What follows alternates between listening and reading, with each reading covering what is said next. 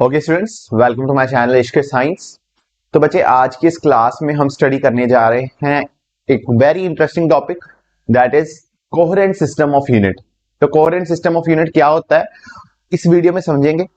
जब coherent system of unit समझ लेंगे तो उसके बाद समझेंगे कि एसआई सिस्टम ऑफ यूनिट क्या होता है। एसआई सिस्टम ऑफ यूनिट जो है वो हम क्या होता है और क्यों हम उसको यूज करें। ठीक है, वैसे मैंने प्रीवियस वीडियो में भी समझा दिया हुआ है कि एसआई सिस्टम क्या होता है, क्या क्या एडवांटेजेस है एसआई सिस्टम को यूज करने की। तो इस वीडियो में ये सब देखेंगे और लास्ट पार्ट में अपन देखेंगे एब्रीविएशन ऑफ 10। तो ये तीन टॉपिक आज की मेजर वीडियो का पार्ट रहेंगे और आपको इसको ध्यान से सुनना है। तो सबसे पहले अपन डिस्कस करते हैं कोहेरेंट सिस्टम।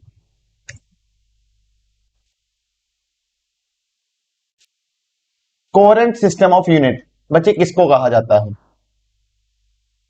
एक ऐसा सिस्टम ऑफ यूनिट, एक ऐसा सिस्टम ऑफ यूनिट जिसमें आपने ये बात ध्यान में रखनी है, एक ऐसा सिस्टम ऑफ यूनिट जिसमें आप बाय सिंपली मल्टीप्लाइंग और डिवाइडिंग किसी भी डिराइव्ड यूनिट को निकाल सकते हो थ्रू फंडामेंटल यूनिट। तो आपके पास दो तरीके के यूनिट होते हैं, एक होता है फंडामेंटल यूनिट, एक होता है डिराइव्ड यूनिट। फंडामेंटल यूनिट जो किसी पे डिपेंड ना करे और डिराइव्ड यूनिट जो किसी पे डिपेंड करता है, जो फंडामेंटल क्वांटिटीज पे डिपेंड करता है, जो फंडामेंटल यूनिट पे डिपेंड करता है। एक एग्जांपल लेते हैं।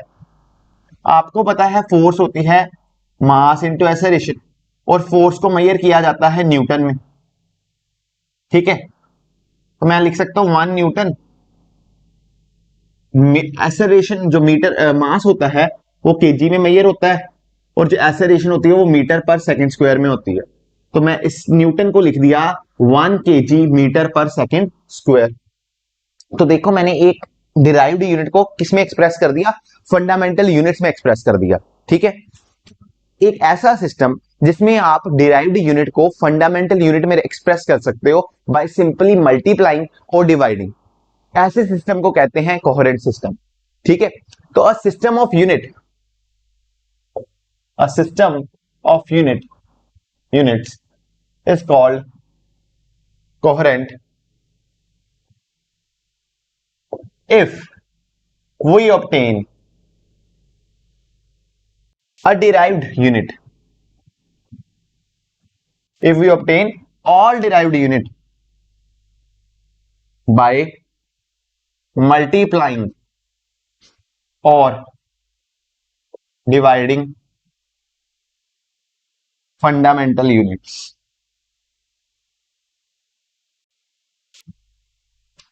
ठीक है, जैसे आपको पता है वर्क डन किसके बराबर होता है?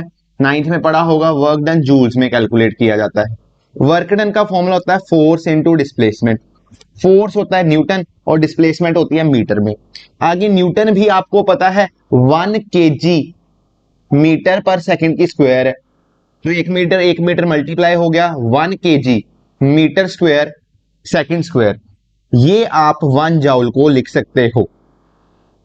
तो मैंने क्या किया, एक डिराइव्ड यूनिट को फंडामेंटल यूनिट में आराम से एक्सप्रेस कर दिया by simply multiplying fundamental units.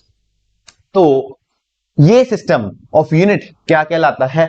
Coherent system of unit कहलाता है। समझ गए इतनी बात? तो कोहेरेंट सिस्टम, किसी सिस्टम को अपन कोहेरेंट सिस्टम का तब कहते हैं जब आपकी जो डिराइव्ड यूनिट्स हैं वो फंडामेंटल यूनिट्स के थ्रू आप मल्टीप्लाई करके और डिवाइड करके लेके आ सकते हैं। तो मेरे को क्या समझ लगी कि कोहेरेंट सिस्टम एक ऐसा यूनिट है जिसमें डिराइव्ड यूनिट निकाल सकते हैं बाय सिंपली मल्टीप्लाइंग और डिवाइडिंग फंडामेंटल यूनिट। एक चीज और समझी कि इसमें मेरे को कोई न्यूमेरिकल फैक्टर भी नहीं इंट्रोड्यूस करना पड़ा, कोई नंबर नहीं इंट्रोड्यूस करना पड़ा। यहां पर 1 जाउल है, यहां पर 1 ना होता कुछ एक्स मान लेते। ठीक है, आप without introducing A number, without introducing a numerical factor,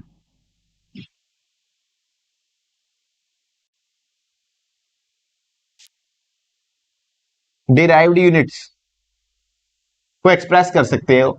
units can be expressed in fundamental unit. तो कोहेरेंट सिस्टम की ये खासियत होती है कि आपको उसमें कोई न्यूमेरिक वैल्यू खुद से डालनी नहीं पड़ती, अपने आप ही चीज दूसरे में कन्वर्ट हो जाती है। जैसे मैंने इसकी एग्जांपल ली, वर्क डन जूल के बराबर है। Work done force into displacement होता है। तो force newton into metre, force का यूनिट न्यूटन और डिस्प्लेसमेंट का मीटर। आपको पता है न्यूटन केजी मीटर पर सेकंड स्क्वायर के बराबर है, और इसको मीटर से मैंने मल्टीप्लाई कर दिया तो आपका ये जूल 1 केजी मीटर स्क्वायर पर सेकंड स्क्वायर के बराबर है।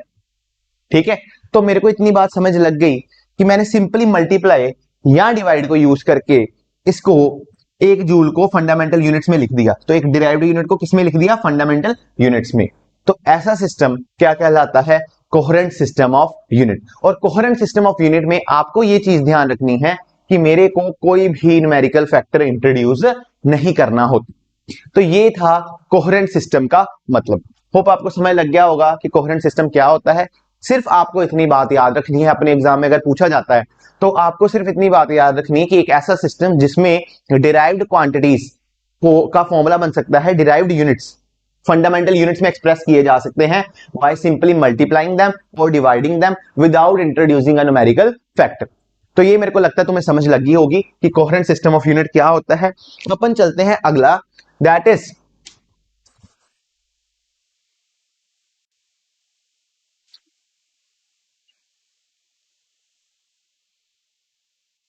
SI system of unit.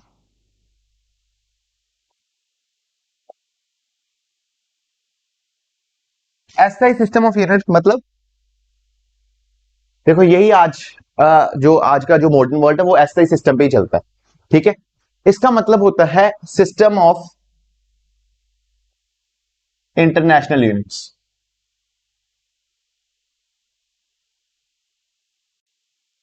क्या होता है कि अपन ने क्या किया था, अपन ने एक मीटिंग बिठाई फ्रांस के अंदर और डिसाइड किया कि कौन से हमारे फंडामेंटल यूनिट्स होंगे।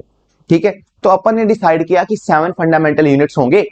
उन 7 फंडामेंटल यूनिट्स की मैंने डेफिनेशन पे एक अलग पूरी वीडियो बनाई हुई है कि हाँ जी भी वो 7 फंडामेंटल यूनिट्स की क्या क्या डेफिनेशन है, तो उसको नहीं चर्चा करेंगे। लेकिन जब ये मीटिंग हुई तो साइंटिस्ट ने डिस्कस किया कि आपके हमारे पास 7 फंडामेंटल यूनिट होंगे। ठीक है, इस 7 फंडामेंटल यूनिट से हम किसी भी डिराइव्ड यूनिट को लिख पाएंगे।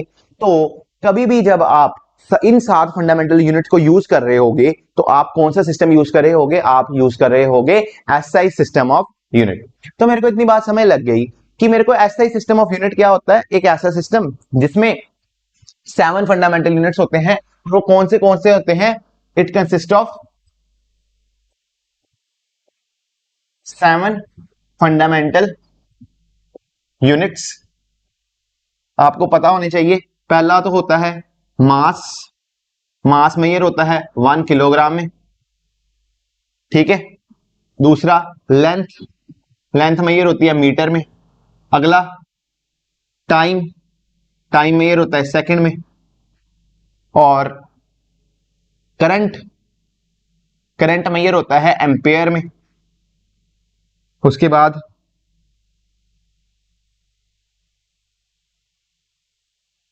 टेम्परेचर, टेम्परेचर मेजर होता है केल्विन में।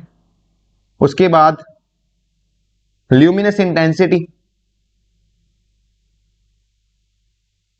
वो मेजर होती है कैंडेला में। तो इन सभी के अगर आपको मतलब जानने हैं कि मास क्या होता है और 1 किलोग्राम का मतलब क्या होता है, तो मैंने एक पूरी सेपरेट वीडियो, आप यूनिट्स एंड डायमेंशन की प्लेलिस्ट में जाइए और वहां से आप देख सकते हो कि डेफिनेशन ऑफ फंडामेंटल यूनिट मैंने एक वीडियो बनाई हुई है, उसमें हर एक फंडामेंटल यूनिट की मैंने डेफिनेशन लिखी हुई है। अभी 7th होती है बच्चे amount of substance, that is nothing but 1 mole.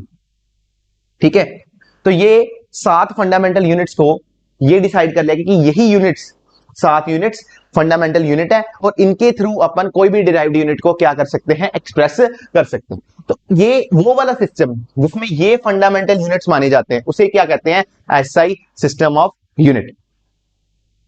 Upon SI system को ऐसे भी एक्सप्लेन कर सकते हैं, एडवांस्ड फॉर्म ऑफ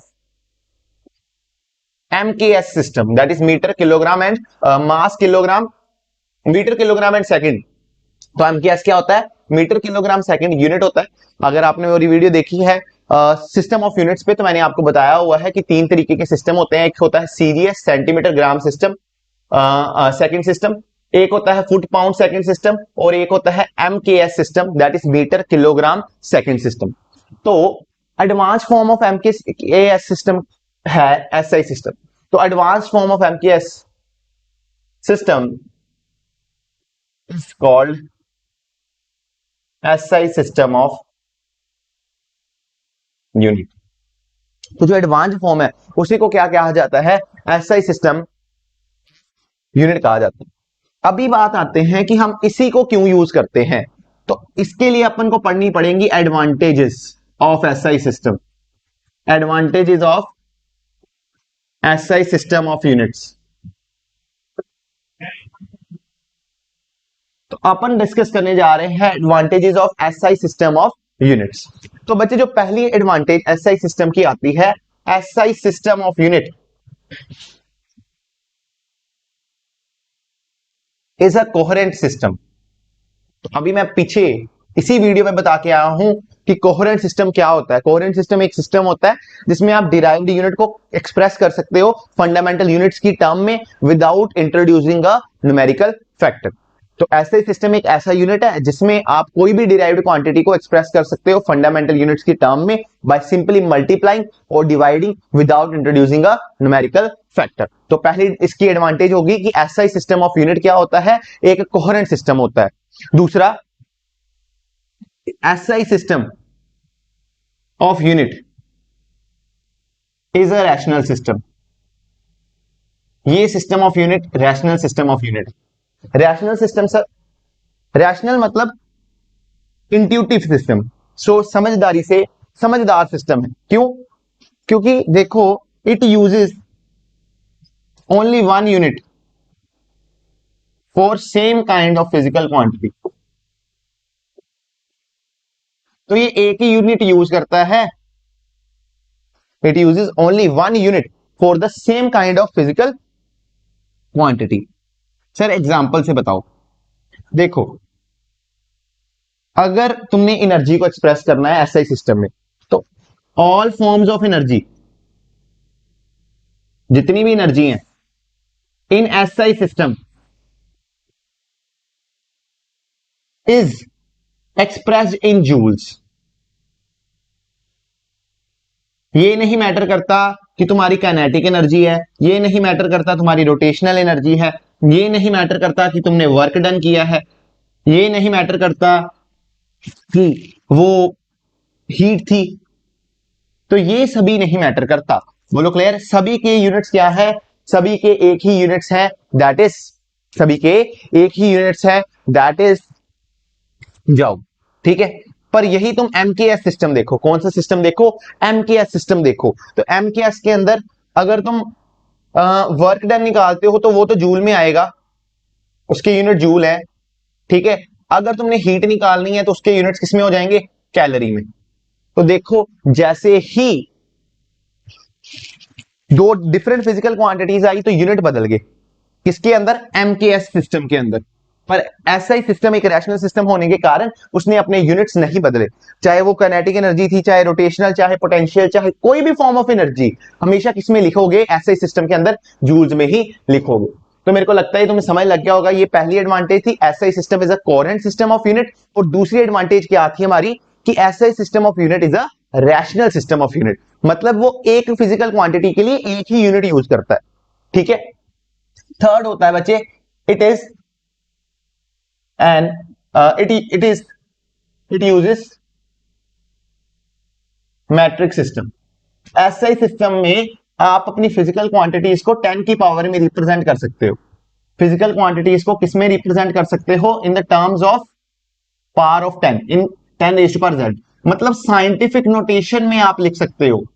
ठीक है, तो ये बात में ध्यान रखनी है कि जब मैट्रिक सिस्टम तुम यूज कर रहे होगे तो अपनी फिजिकल क्वांटिटीज को तुम किसमें लिख सकते हो? 10 रेज़ टू पावर z की टर्म्स में, दैट इज मैट्रिक सिस्टम की टर्म्स में।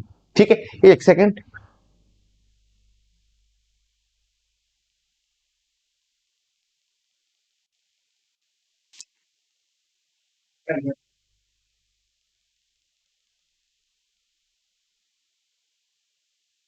हाँ, तो जो फोर्थ एडवांटेज है एसआई सिस्टम ऑफ यूनिट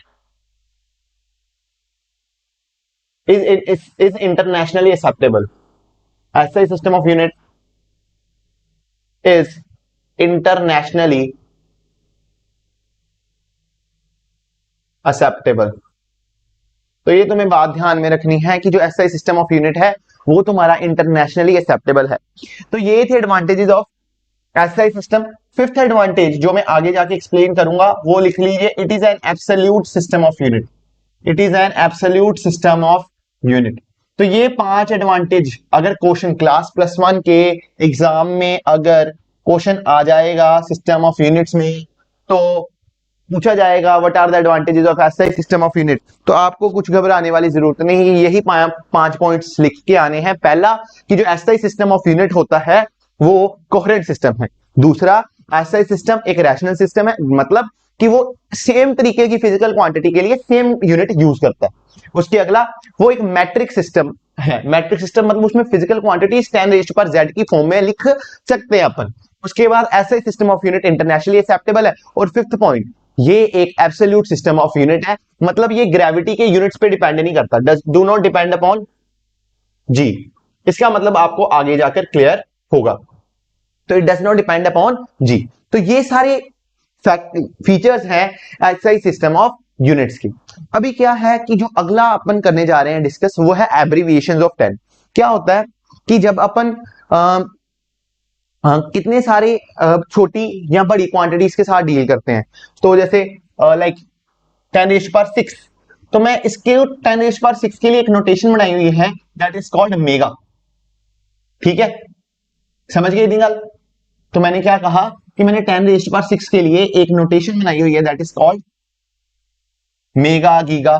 ठीक है, तो ये अपन को यूज करने पड़ते हैं। आपकी जैसे स्टोरेज, कंप्यूटर की स्टोरेज वो टेराबाइट्स में होती है। तो टेरा का क्या मतलब है कि सारों के लिए 10⁻Z, मतलब 10 की कोई नंबर को नाम दिया गया है। इस 10⁻Z के नंबर को कोई ना कोई नाम दिया हुआ है, उन नाम को अपन पढ़ने जा रहे हैं। तो ये अगर नोट करना है तो ये नोट कर लो, और उसके बाद अपन इन एब्रीविएशंस को डिस्कस करते हैं। तो चलो बच्चे शुरू करने जा रहे हैं एब्रीविएशंस इन पावर ऑफ 10। तो इसको अपन पढ़ने जा रहे हैं। तो जब सबसे पहली एब्रीविएशंस पढ़ेंगे फॉर पॉजिटिव पावर, यहां पर लिख लेंगे पॉजिटिव पावर, और यहां पर अपन लिख लेंगे नेगेटिव पावर। तो ये देखो यहां पर 10⁻, अगर 1 है तो आप लिखते हो 1 डेका। 10⁻1 हो तो आप क्या लिखोगे 1 डेका। अगर 10⁻⁻1 है तो आप लिखोगे 1 डेसी। इसका जो सिंबल होता है वो होता है 1 DA, स्मॉल DA, और इसका 1 DC। ठीक है, अगर आपका जो वैल्यू है वो है 10⁻2, तो यहां पर आप लिखते हो 1 हेक्टो। इसको आप 1 स्मॉल h से भी रिप्रेजेंट कर सकते हो। 10⁻इज कॉल्ड 1 हेक्टो। और यहां पर 10⁻⁻2 इज कॉल्ड सेंटी। तो 1 सेंटीमीटर कहते हैं ना, तो वो 1 centimetre is equal to 1/100 metre, मतलब 10⁻²। ठीक है, तो यहाँ पर वर्ड सेंटी लगा होगा तो मतलब 10⁻²। है, बोलो क्लियर? तो इसको अपन 1 स्मॉल सी से रिप्रेजेंट करते हैं। अच्छा, अगर 10⁻3 लगा तो उसे हम कहते हैं 1 किलो। इसको अपन रिप्रेजेंट करेंगे 1 के से, 1 कैपिटल के। ठीक है, और अगर 10⁻³ लगा हुआ तो हम उसे कहते हैं 1 मिली। इसको अपन रिप्रेजेंट करेंगे 1 स्मॉल m से। ठीक है, अगर 10⁻6 लगा हुआ, तो 10⁻6 लगा हुआ अगर, तो अपन कहेंगे 1 मेगा। ठीक है, 1 mg। ठीक है, वैसे 1 कैपिटल M भी कहते हैं, कई बुक्स में 1 कैपिटल M लिखा हुआ है, कई बुक्स में M1 mg लिखा हुआ है। आगे 10⁻⁻6, इसे हम कहते हैं बच्चे माइक्रो, 1 म्यू। इसे म्यू सिंबल से रिप्रेजेंट किया जाता है। 10⁻9 को बच्चे अपन कहते हैं 1 गीगा। इसको 1 जी से रिप्रेजेंट करते हैं। ठीक है, 1 GB, 2 GB, 3 GB, जीबी मतलब गीगाबाइट्स। ठीक है, 1 GB का डाटा पैक, 2 GB का डाटा पैक मतलब गीगाबाइट्स। 10⁻9 की टर्म्स में डाटा पैक आ रहा है। ठीक है, तो अगर 10⁻⁻9 हो जाए तो इसे हम कहते हैं 1 नैनो। इसका सिंबल होता है 1 स्मॉल n। अगर 10⁻12 हो जाए तो इसे हम कहते हैं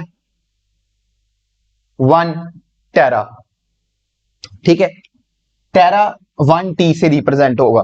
और यहां पर अगर 10⁻12 हो जाए तो इसे हम कहते हैं -12, तो इसे हम कहते हैं 1 पिको, 1 स्मॉल पी से रिप्रेजेंट होता है। यहां पर अगर 10⁻15 हो जाए तो इसे हम कहते हैं 1 पेटा, 1 पेटा, ठीक है। और अगर यहां पर 10⁻−15 हो जाए तो इसे हम कहते हैं 1 फेम्टो, इसको अपन 1 एफ से डिनोट करते हैं, स्मॉल एफ से। अगर 10⁻18 हो जाए तो अपन इसे कहते हैं 1 एक्सा, कैपिटल से, ई एक्स ए, ठीक है। और यहां पर अगर 10⁻−18 हो जाए तो हम इसे कहते हैं 1 एटो, ठीक है, जिसे स्मॉल ए से रिप्रेजेंट किया जाता है। तो यही है एब्रीविएशंस ऑफ 10, इनको तुम्हें याद रखना है। क्वेश्चंस में ऐसे क्या होता है, फिजिक्स के क्वेश्चन में कितनी सारी एब्रीविएशन यूज की जाती हैं। जैसे वो कहेंगे 1 मेगा ओहम, तो 1 मेगा ओहम का मतलब क्या होता है, 10⁻6 ओहम्स की रेजिस्टेंस गिवन है, ठीक है। 1 मिली एम्पेयर, तो 1 मिली एम्पेयर का क्या मतलब होगा, 10⁻³ एम्पेयर, ठीक है।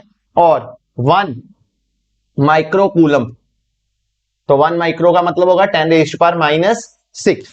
तो ये वाली जो एब्रीविएशन यूज की जाती हैं ताकि पावर्स को अपन को लिखना ना पड़े, तो ये वाली एब्रीविएशन तुम्हें पहले से पता होनी चाहिए कि इसका मीनिंग क्या होता है। तो प्लीज नोट इट डाउन, इसको याद रखना, तुम्हारे +1 के सिलेबस के लिए भी इंपॉर्टेंट है। न्यूमेरिकल्स करेंगे अपन तो बहुत ही ज्यादा इंपॉर्टेंट, अभी तो न्यूमेरिकल वाला चैप्टर शुरू नहीं हुआ, जैसे न्यूमेरिकल वाला चैप्टर शुरू होगा तो we will definitely use them, ठीक है। तो मेरे को लगता है तुम्हें ये वाली वीडियो अच्छी तरह से समझ लग गई होगी कि क्या होता है कोहेरेंट सिस्टम, क्या होता है एसआई सिस्टम।